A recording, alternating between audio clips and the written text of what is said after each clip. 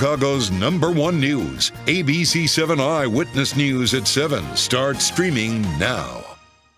On this hour of Eyewitness News, a devastated mother's search for answers after her 2 sons are killed in a drive-by shooting. Plus a safety alert. A woman was robbed at gunpoint in broad daylight, and a man was pistol whipped during a carjacking. You look at somebody like Shira Garcia, nice guy, but he has no business being the mayor of our city.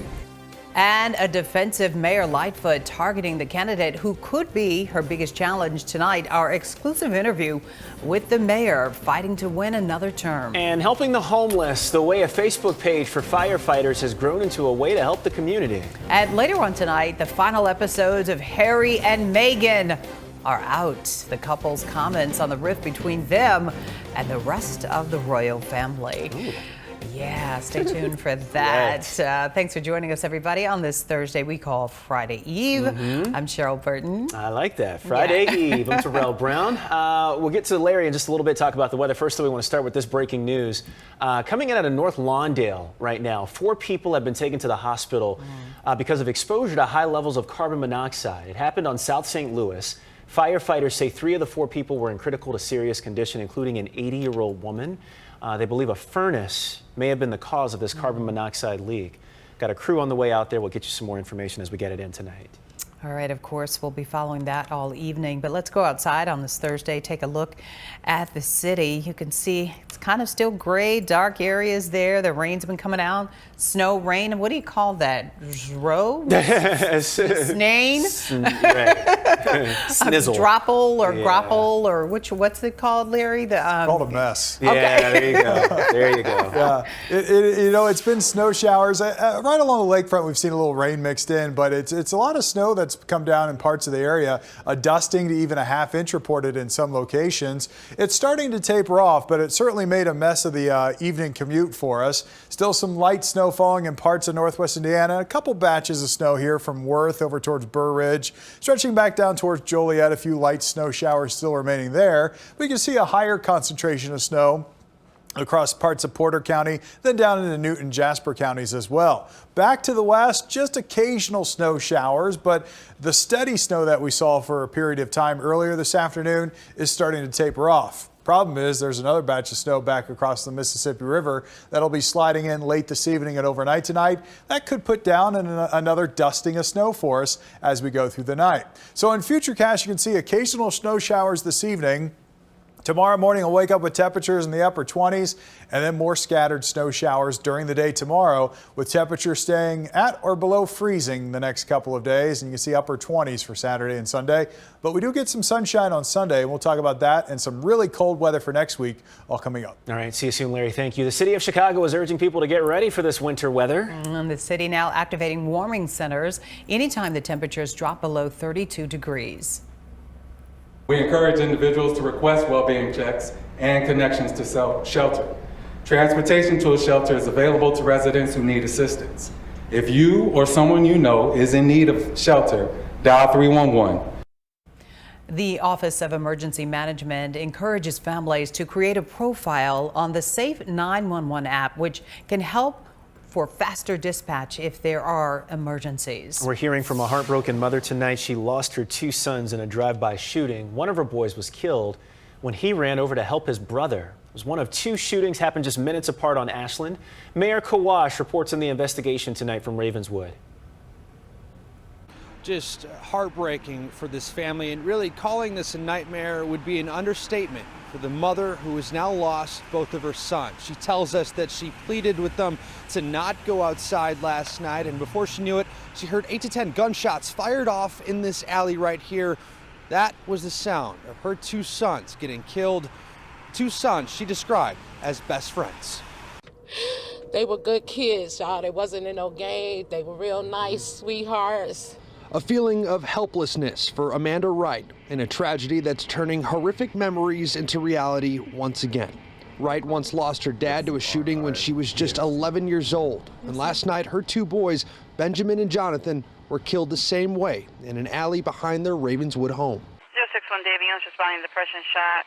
The 4831 North Ashland. Caller says their brothers are shot. starting CPR. Nothing further. Wright says Jonathan went outside to meet some people around 10 o'clock last night near Ashland and Lawrence. That's where police say someone in a light-colored sedan started shooting.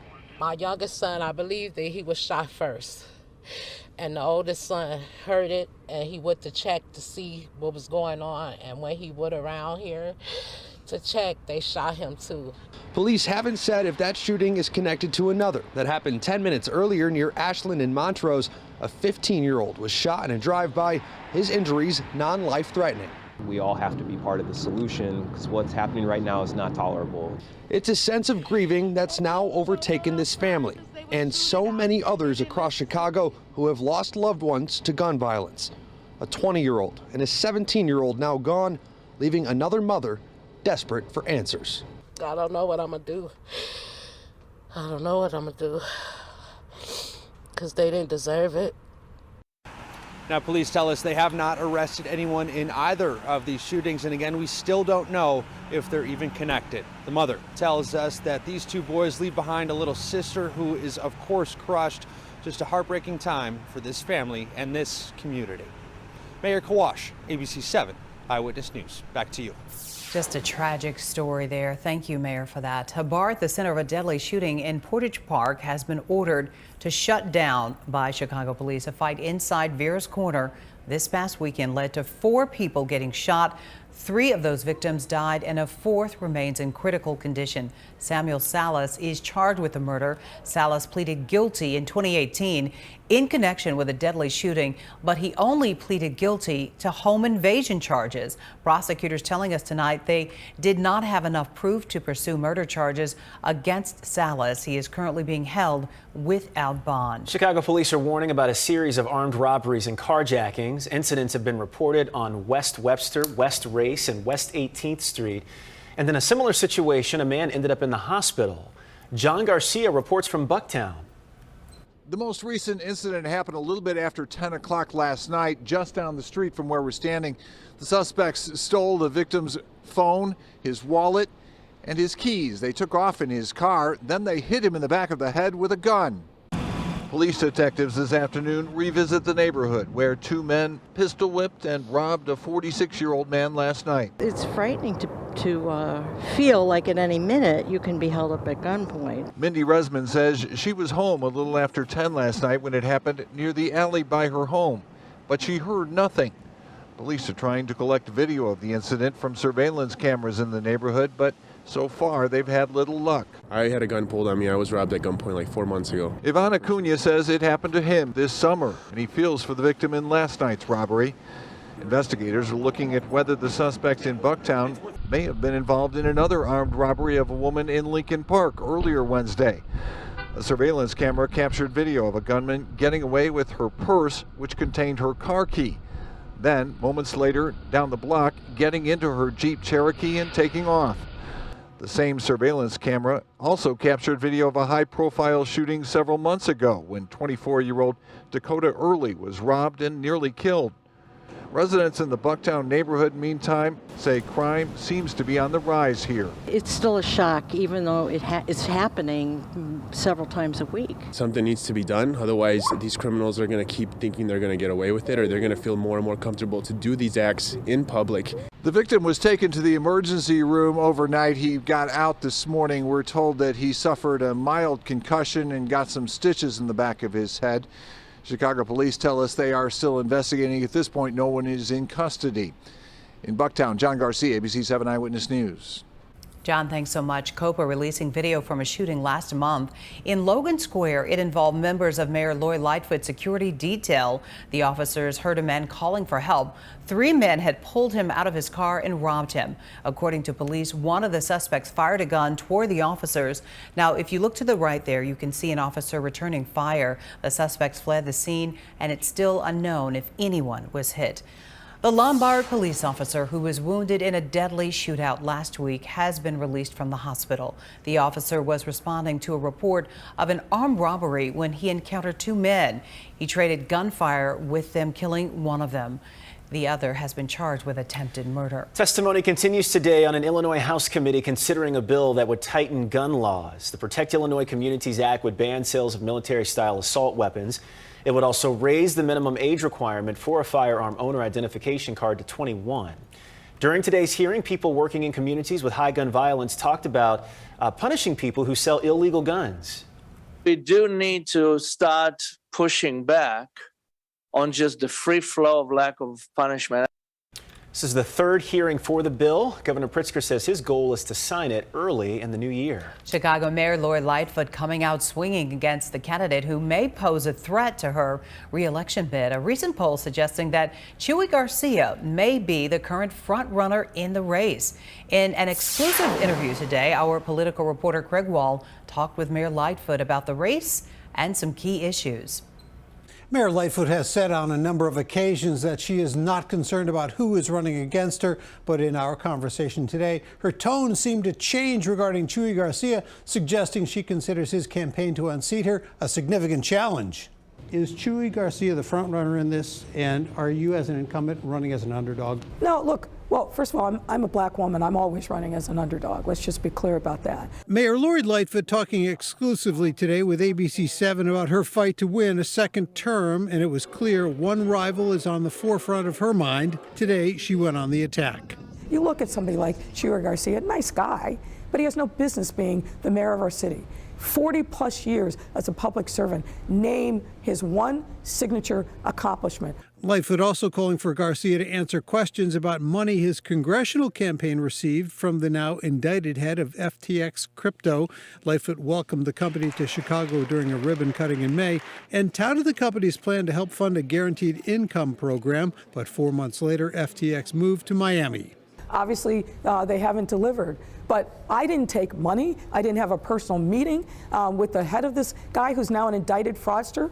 Chuy Garcia has to answer the question. He has a personal relationship with his company, and he took money from them. And I think Chicagoans deserve to understand the nature of that. Garcia's campaign said he had nothing to do with the independent expenditures by FTX's founder and has advocated for tighter regulation as a member of the House committee that regulates cryptocurrency. We talked to Mayor Lightfoot today as she was touring the Plumbers Local 130 training facility and getting the endorsement from the union, the first to support her 4 years ago. We have survived the pandemic because of her leadership.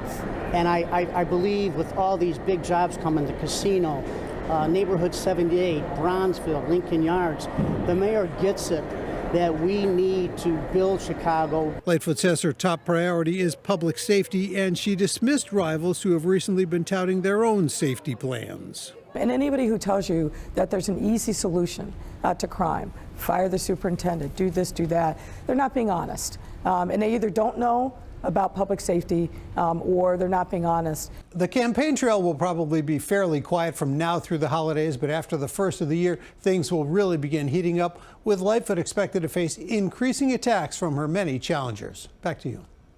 Craig, thank you. A polarizing member of Illinois' congressional delegation giving his final speech to the U.S. House today. Republican Congressman Adam Kinzinger, who was one of 2 Republican members of the January 6th investigative committee, did not run for re-election this past November. Now, in his closing address, the congressman criticized the 2 major parties for the decline in political discourse. Unfortunately, there are too few Republicans and Democrats that have the spines to stand up and put country over party. This is not how our founding fathers intended for our democracy to function because, Mr. Speaker, our democracy is not functioning. Kinzinger has not said if he is planning on running for office in the future. COVID-19 cases are on the rise, and the White House is pushing prevention measures. Today, the Biden administration announced it's opening up mobile vaccination sites and adding critical supplies like masks, gloves, and hospital gowns just in case there is a surge. COVID-19 cases have been rising. Nearly 459,000 were reported across the nation last week. To help detect infections, the administration will once again send 4 COVID tests to each household requesting them. The president tweeted about this earlier on today. So all you got to do is go to covidtests.gov. And here in Illinois, IDPH has partnered with the Rockefeller Foundation to provide 1 million free COVID-19 tests. They're now available for households in high-risk zip codes. You can request them on the IDPH website. Links to that website are available on our website. And here in Chicago, the city is celebrating the 2-year anniversary of its first vaccination against COVID-19 by encouraging everyone to get a COVID booster. Dr. Marina Del Rios from the University of Illinois Hospital receiving the first dose. Chicago's top doctor said, "We have come a long way, but with COVID cases on the rise, she is encouraging people to get their booster with the holidays approaching." You coming up to date with your COVID vaccine, now for all ages, is the most important thing you could do. Less than 20% of Chicagoans under the age of 5 have had their booster this fall. That's not enough. And Dr. Already is also urging people to wear masks at indoor settings. A suburban bakery has canceled another drag show. They cited a safety warning from the government. Uprising Bakery in Lake of the Hills was scheduled to host the show this Saturday, but the owners say they're calling it off because the U.S. Department of Homeland Security recently issued a terrorism bulletin for members of the LGBTQ+ community. This summer, Uprising Bakery had to cancel another drag show when someone vandalized the building. And students at York High School have decided to call off a walkout over alleged bullying of a special needs student. Video that surfaced on social media over the past week showed the student wrestling with 4 other students in the bathroom. Police say another student then appeared to push the boy. At one point, no one was hurt, and those involved in the incident were disciplined by school administrators. Now, in a statement, the school student leadership said instead of a walkout planned for tomorrow, they want to work with the administration to encourage more tolerant and respectful behavior. Illinois Governor J.B. Pritzker signed a proclamation celebrating the passage of the Workers' Rights Amendment. It guarantees the right of workers to collective bargaining. The governor pointed out that the state has a rich union history stretching from the Haymarket Affair to the Pullman strike. It's only fitting that it's Illinois that is the first state in the nation to enshrine in its state constitution the right to organize, the right to unionize. Many business groups oppose the measure, saying it would give too much power to unions and will drive up taxes. A Bradley firefighter being praised for the quick action to save a driver who had just crashed into a pond. Fire officials say the firefighter Kyle Hunker was heading home from his shift when he learned of a crash near the intersection of Village Woods and Route 394. When he arrived, he was told someone was in the vehicle that was already fully submerged in the water. Firefighter then jumped into the water, got inside the vehicle, and got the driver safely to shore. I'm always so glad that there are people that show up in the right time and know what to do when those moments and those seconds count. You know, I'm glad he was there. Courage and bravery saving a life all together at that moment. Yes. Thank you for your service, too. Absolutely. Well, firefighters are finding a way to give back as well. Yeah. Speaking of, it all started with a Facebook page to give firefighters a sounding board, but it's grown into much more than that. Sarah Schulte shows us how efforts to help the homeless are making Chicago proud.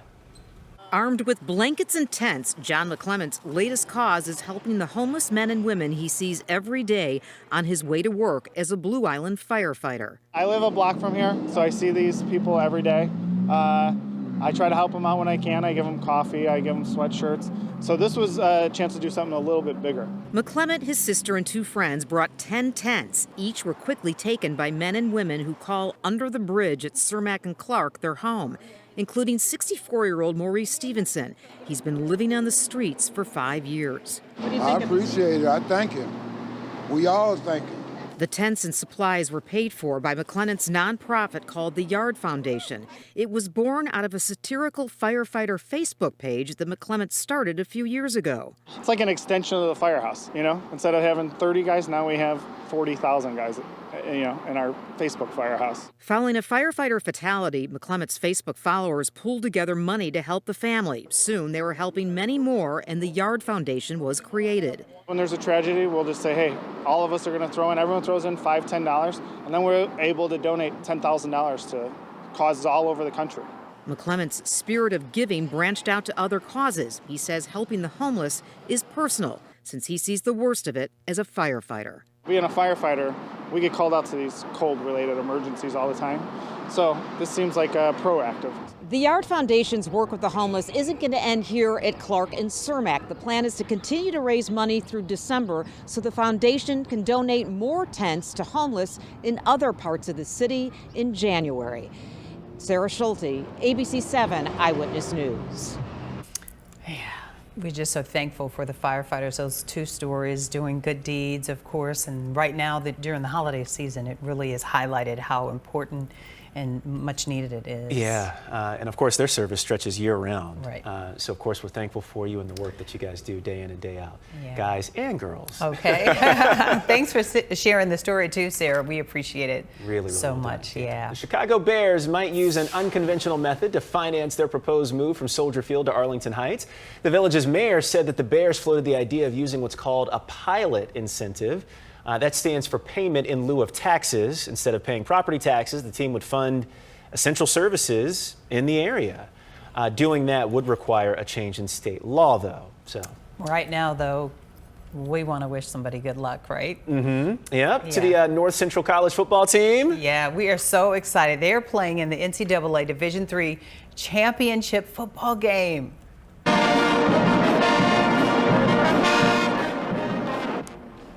Well, the school held a pep rally in Naperville at 5 o'clock this morning. Wow. Yeah, Terrell normally would have been there. Yeah. You know, leading the party. Right. The band and the cheer squads performed before boarding the buses. They're going to Maryland, where North Central will play Ohio's Mount Union tomorrow evening, and the team left on Tuesday. The football team works so hard all throughout the season, and we are there to support them every step of the way. This is our third time in a row getting to support the football team in the national championship, so it's super exciting. Yeah, third time's going to be the charm. It's going to get We it. said it. We're manifesting it right now. Mhm. This is the hour of power. Well, tomorrow night's game will be broadcast live on ESPNU. The kickoff tomorrow night, 6 o'clock. It is Thankful Thursday. Mhm. Tomorrow's Feel Good Friday. So we are claiming a win. I mean, we've already got the right energy going. Right. We're So- sending it out there to you. Right. Yeah, it's gonna happen. It's gonna happen. Right, that's all you got to do. It's in the universe. That's right, And claim third it. time's the charm. Mhm. All right. Well, a mother stepping up to make the holidays easier and brighter for some families spending time in the hospital. We have this inspiring story just ahead for you. Plus some big donations and red kettles, just how much these coins are worth. But first, the cleanup now underway after dozens of tornadoes hit across the South.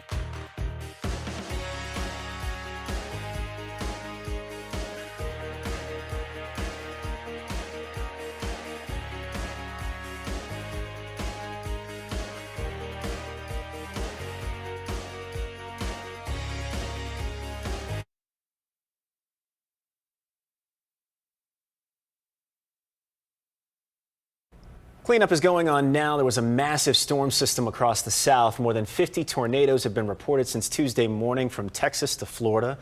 The storms killed at least 3 people in Louisiana. Thousands are without power. In Farmerville, Louisiana, an entire line of homes was damaged. All we could do was just pray. It was very devastating.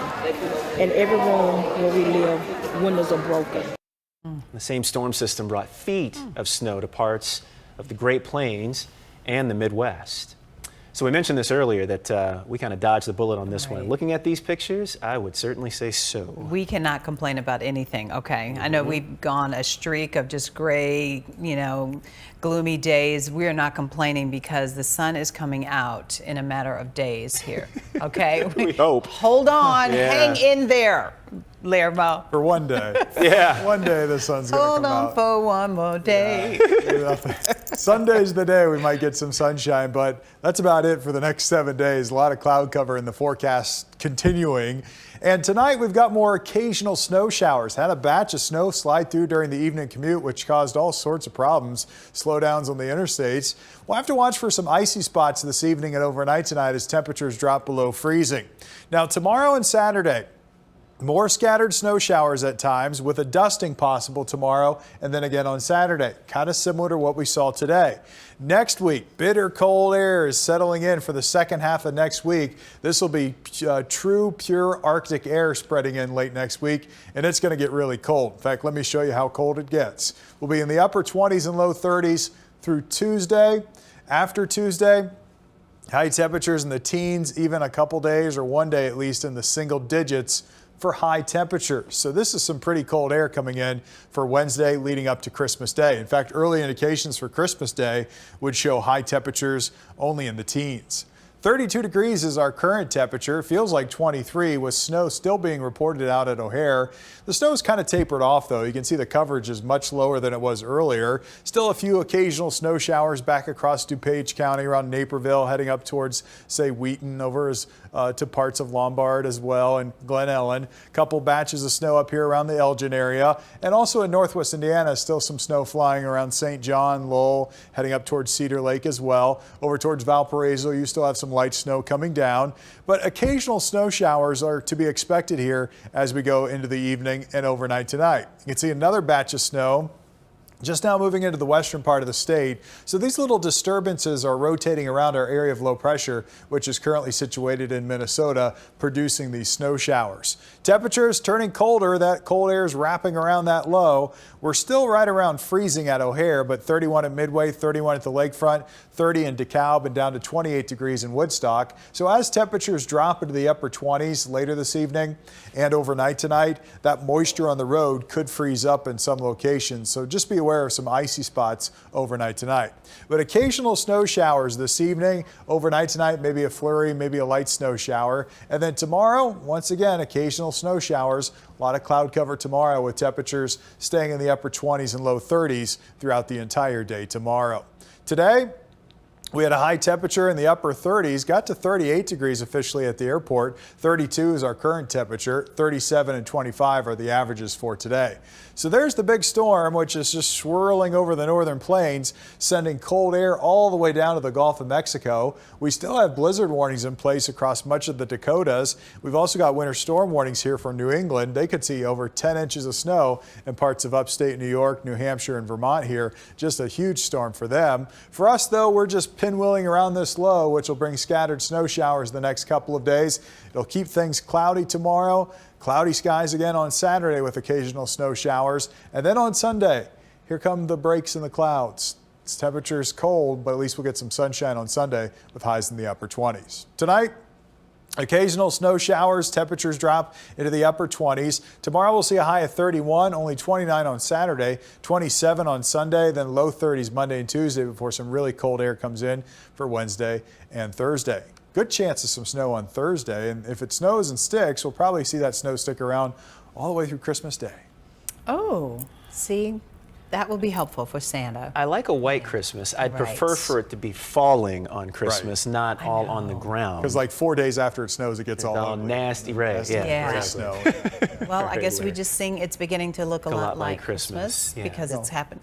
But it's still so magical and like Winter Wonderland, Snow Globe. I love it. I like that kind of stuff too. Yeah. All right, Larry, appreciate it. Thank you. Well, take a look though right here, Larry, at what was found inside the Salvation Army red kettles. Yeah, 3 gold coins have been found so far in Niles Round Lake. They are worth around $2,000 in total. The Salvation Army says that the money will be used to help struggling families this holiday season, and every year the magic Those happens. gold kettles show up. I Those know. gold coins. It's Gold awesome. generosity. I mean, it's so cool. We look forward to it. We can't wait to tell people about it because it feels so good. It gives you all the feels. It sure I does. know, right? Yeah. And the Salvation Army teamed up with Kiss FM today to give some kids a chance to meet Santa. You could see the big truck with all these pictures right here.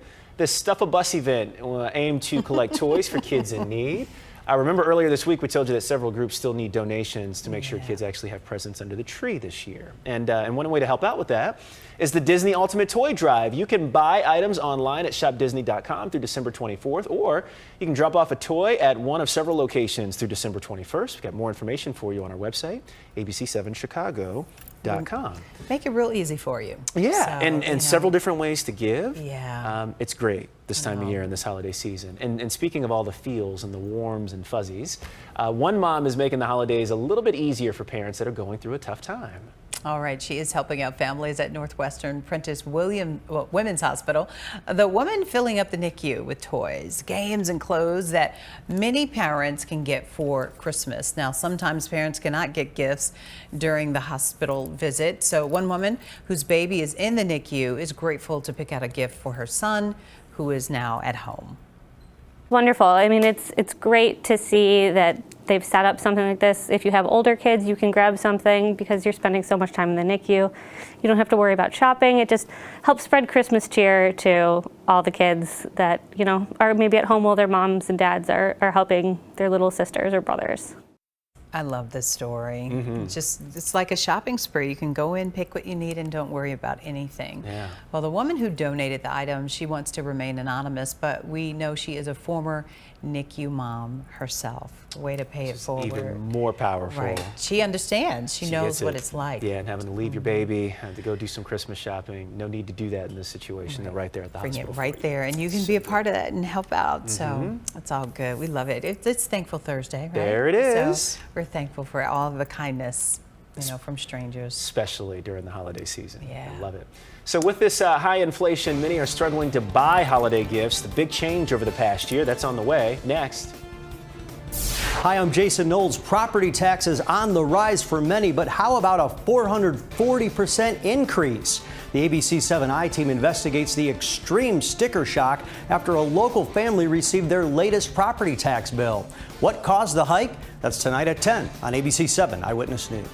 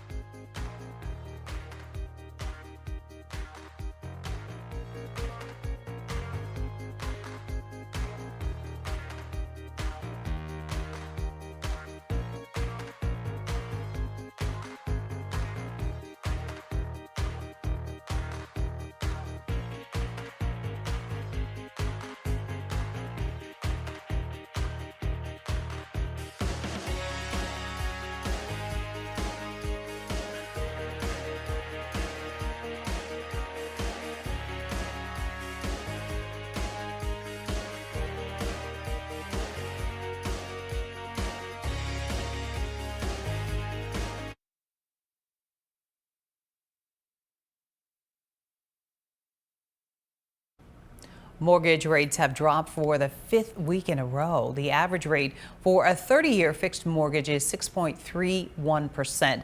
While down from a week ago, that number is still more than double what mortgage rates were about a year ago. Amazon says it's reduced its use of single-use plastics, but a new report from an environmental group disagrees. Oceana estimates plastic waste from Amazon packages went up by 18% last year.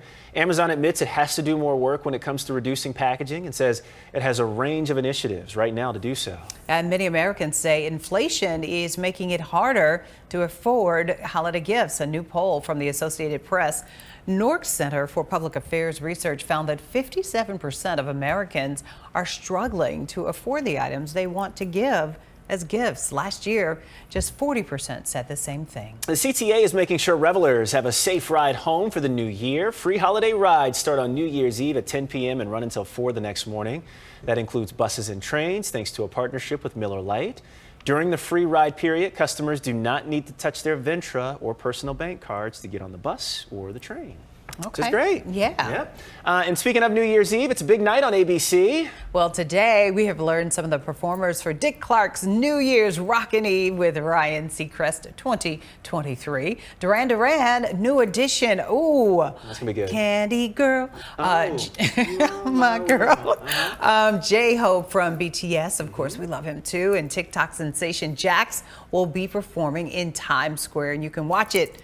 Yeah, it's the New Year's Eve special. It starts right here at 7 on ABC 7. And of course, right here, the star, executive producer, creator, designer, dance instructor extraordinaire.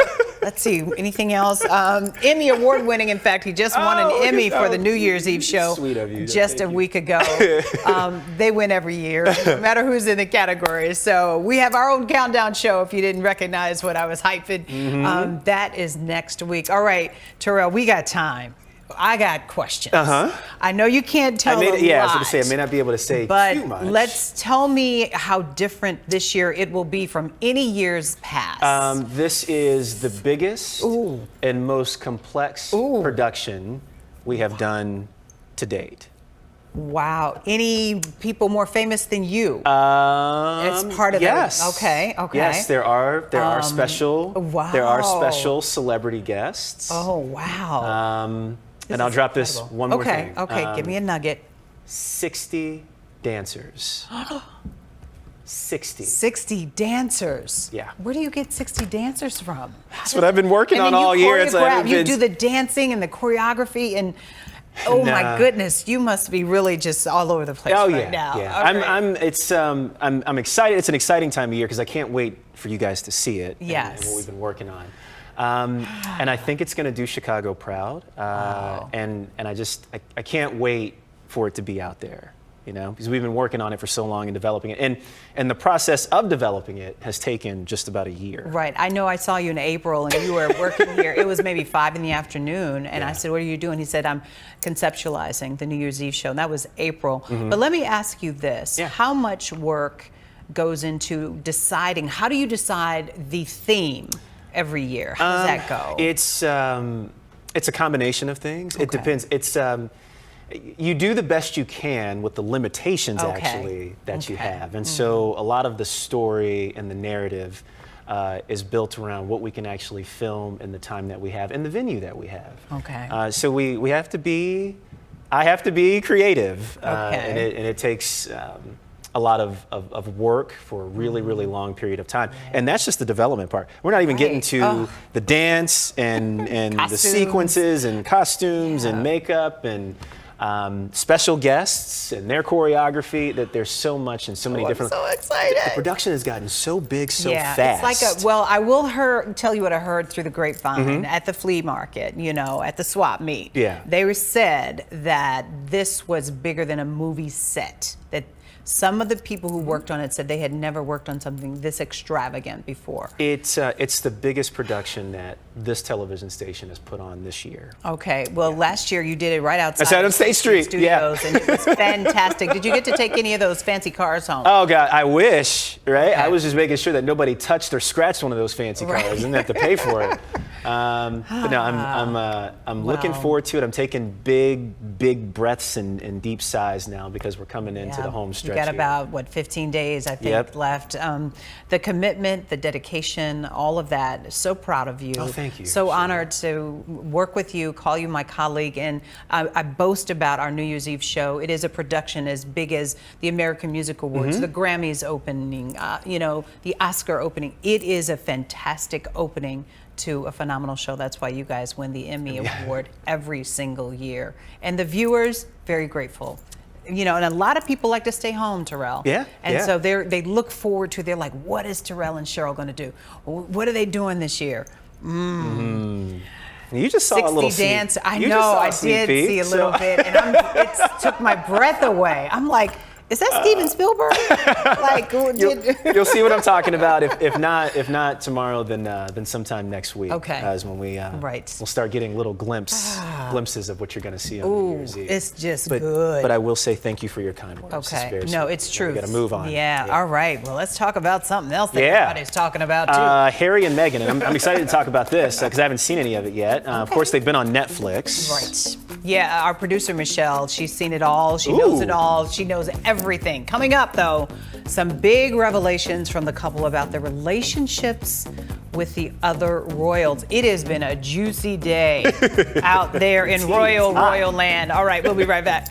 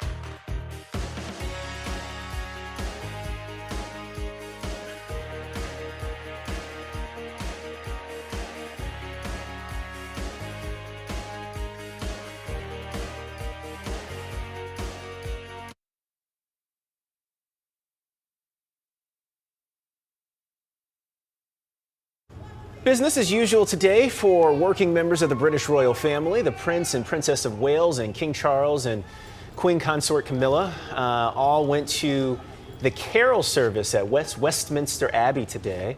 Earlier in the day, the King and Queen Consort visited a London community kitchen.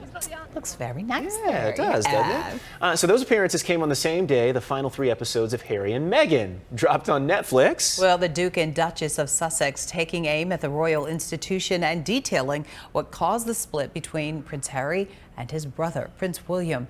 ABC's Liz Kreutz shares the highlights from Volume 2. In the final 3 episodes of Netflix's new 6-part documentary, Harry and Meghan, just released Thursday, the couple opening up about their decision to leave royal life, saying the intense public scrutiny became too much. To see this institutional gaslighting that happens is extraordinary. Harry getting personal, explaining the breakdown in his relationship with his brother. It was terrifying to have my brother scream and shout at me and my father say things that just simply weren't true, and my grandmother, quietly sit there and sort of take it all in. The Duke and Duchess arguing that some in the monarchy were jealous of their initial popularity and alleged members of the royal press teams planted negative stories about them. Meghan saying she started wearing muted colors to not stand out. The issue is when someone who's marrying in, who should be a supporting act, is then stealing the limelight or is doing the job better than the person who was born to do this. That upsets people. It shifts the balance. Harry and Meghan detailing the toll the tabloids took on them, including Meghan contemplating taking her own life. I was devastated. I didn't deal with it particularly well. I dealt with it as institutional Harry as opposed to husband Harry. And the couple also saying they believe that stress caused Meghan to miscarriage. The first morning that we woke up in our new home is when I miscarried. I believe my wife suffered a miscarriage because of what the Mayoral did. I watched the whole thing. And the palace has not commented on these allegations, but Elisa Anderson, the Queen's former press secretary, is hitting back on the couple's claims. She says the palace would have applauded Harry and Meghan's popularity and that the Queen would never have allowed her press team to leak a negative story about any member of her family. Liz Kreutz, ABC News, Los Angeles. Ooh-wee. Ooh, Yeah. unpacking a lot there.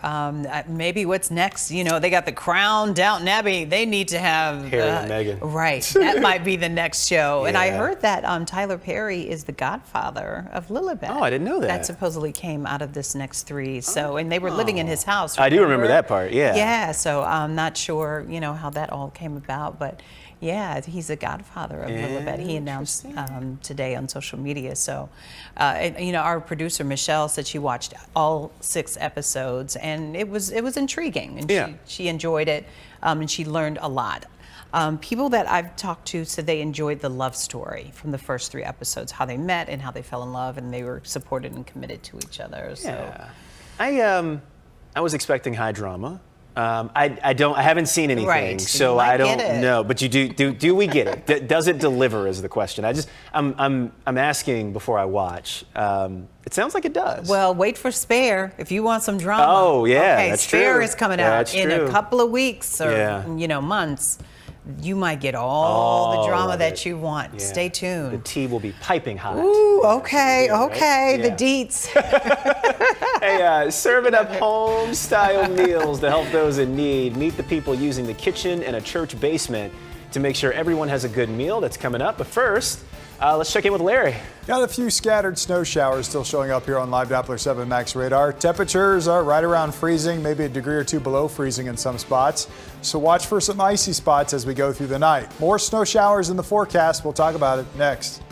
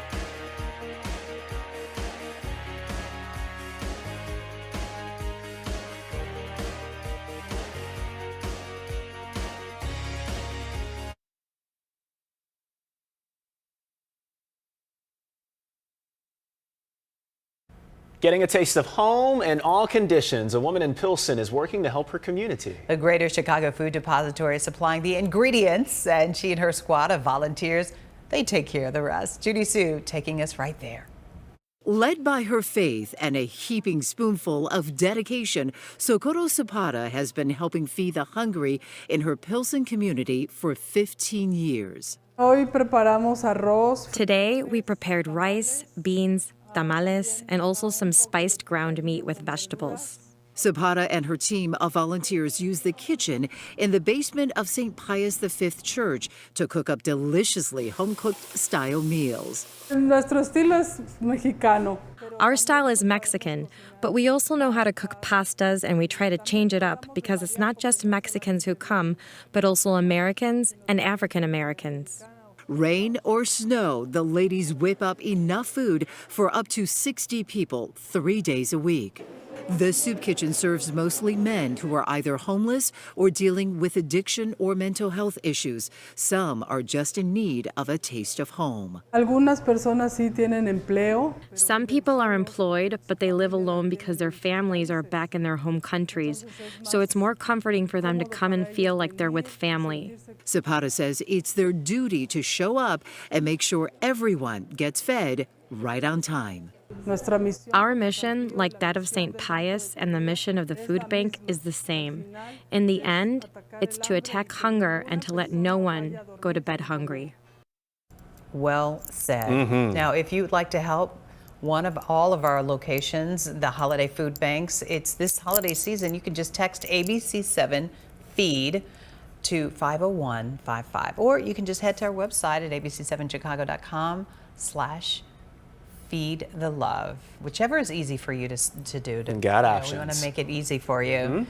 So I'm really interested in seeing this. So the new Avatar movie, it's debuting in some theaters actually tonight. It's like 10 years in the making, Yeah. right? The big question is whether it will be as successful as the original. Good question. There are high expectations. We'll talk about it on the other side of a break. Plus, taking contactless delivery to new levels. What in the world is this? Yeah. New levels, new food delivery by robots. It's coming up next. Would you do it?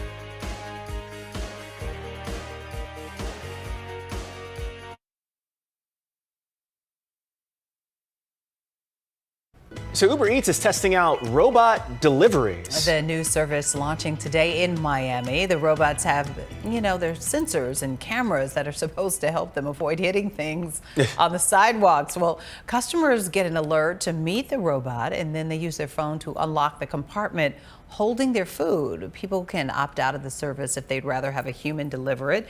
Uber Eats is hoping to expand the service to more cities. Now, on a day like today, we've got rain and snow showers, and the robots, I don't know if they've got attitude. Those little wheels aren't going to cut it in Chicago. They're going to have some traction. So how do you feel about your food coming in by a container with wheels on it? I'll take the human version all day, every day for this. Yeah, what about you? I've never had food delivered by any of the food services. Yeah.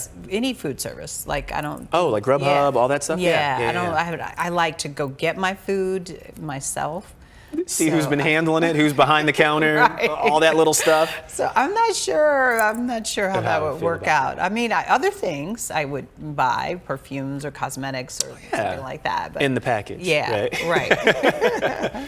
Hey, Avatar, The Way of the Water debuts tonight in some Chicago theaters. It's got its official release tomorrow. The film is expected to earn between $150 and $175 million. That's just during the opening weekend. It'd be the third biggest opening of the year. Doctor Strange and the Multiverse of Madness had the top opening this year, $187 million back in May, followed by $181 million last month for Black Panther: Wakanda Forever. And then remember the original Avatar shattered box office records back in the day. So yeah, I mean, this looks out of this world, if it does. you will, because it is kind of under the world, or yeah. You know, and everybody's talking about how they learned how to stay underwater for 10 minutes, 15 minutes, 16 minutes. I mean, some incredible. What were they talking about? Tom Cruise versus Kate Winslet. She passed his record. Oh, of staying underwater. Yeah, for a certain amount of time in this one. So, and some people who didn't know how to swim, they had to learn how to swim to be in this movie. So it really looks like, I mean, 10 years in the making since the last one. And people are talking about how James Cameron did things that are so innovative that the brain, how it even thought to think that, to put into a movie. Kind of like you in the New Year's Eve show. You know, kind of like you in the New Year's Eve show. You know how that creative spirit, it's like, let's just do it in the universe. And then it all comes together to something spectacular. That's awesome. I'm looking forward to seeing it. It was groundbreaking back in the day. I wonder, what is the groundbreaking element of it this time? Is it going to have that same splash? Splash. Yeah, and I think it will. Like I said, I'm looking forward to it. We'll see. Yeah, it's a love story. People said you're going to cry. It's going to take you on an adventure. I mean, Larry is our scientist, resident scientist. So, Larry, what have you heard about the water? We're talking about water and snow and showers and all of that. What have you heard? What's your inside scoop on this movie? Yeah, I don't have much, but I was looking about how they filmed it, how it was in the big water tank, and the actors had to go down in the water and actually act underwater, holding their breath. And I would drown. Well, it was interesting because it's such a CG movie, that I was surprised they filmed it that way. Yeah, true. Because why couldn't they do it in front of a green screen? That's But they wanted that effect of being in water, which is the whole basis of the movie. Being authentic. There is a lot of green screening going on. You're very familiar with that. I was about to say, right? You telling all the tricks of the movie. James Cameron is calling you right now. Is that Larry? It looks great, though. It looks like it's going to be a fantastic movie. Oh, yeah. But, for us, we've got some cold air that's going to stick around for the upcoming weekend as we maybe head to the movies. And then it gets even colder for next week. Here's kind of the setup. We've got cold air in place now across most of the country, even down to the Gulf of Mexico. Dallas is at 47. New Orleans just dropped to 58. Even colder air spilling into Florida. But I want to take you up to the north because there's a little place called Little Chicago way up here in far northern Canada, close to the Arctic Ocean. It's 27 degrees below zero there. And this air that you see here setting in this general area, that's going to be spilling southward as we head into next week. We're already in the chilly air, so high temperatures tomorrow will be about 31, upper 20s on Saturday and Sunday with this cold air funneling down. But there's that really cold air I showed you a few moments ago. By this weekend, it'll be on the move southward, and eventually it'll spread into the northern plains as we head into Tuesday. And then by the time we get to Wednesday, we get into that really cold air with highs only in the teens on Wednesday, and we'll stay in the teens on Thursday. That cold air rushing across the Midwest and the eastern part of the country. We'll see that high temperature on Friday of just 9 above zero. That's the high temperature, and we'll stay in the teens for next Saturday for Christmas Eve. And even on Sunday for Christmas Day, we could have highs only in the middle teens. So that's just the air that's coming our way for late next week, where it's coming from and where it's going to start. 32 degrees is our current temperature. Still some light snow being reported at O'Hare. You can see the snow shower showing up on Live Doppler 7 Max radar. A couple bursts of snow still occurring. This could put down a little coating to a dusting of snow. Still some light snow showers across parts of northwest Indiana. And you can see the wider picture. We've had these disturbances sliding on by. There's another one back to the west, so occasional snow showers as we go through the course of the evening. There's that area of low pressure, and you can see the cold air wrapping in around that low. We're sitting at or below freezing in most locations, so we'll have to watch for some icy spots as we continue to drop into the upper 20s overnight tonight. So cloudy skies, scattered snow showers. Tomorrow, more scattered snow showers, 31, 29 on Saturday, a little bit of sunshine on Sunday. We're back in a moment.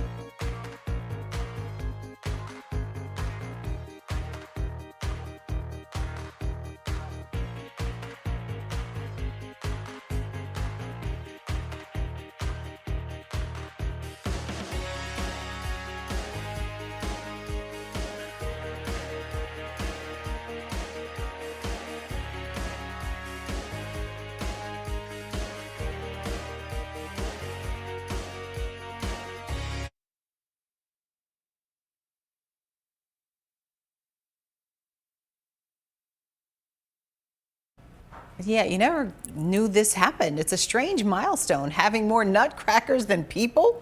But that is the case in Rock County history. In the center in Laverne, Minnesota, there are more than 5,000 nutcrackers there, which is higher than the town's population. Most were donated by one woman who had been collecting them for years. Really cool. Yeah, Nice that thing to would be collect. something great to see. That right? I agree with that. Yeah, I go check that out. Take a trip to Minnesota, There it Laverne, is. Minnesota. Right, not right now, no, not with this weather. That's going to do it for us. For Larry Mayoral, I'm Terrell Brown. And I'm Cheryl Burton. Thanks for joining us. We'll see you at 10 over on ABC 7.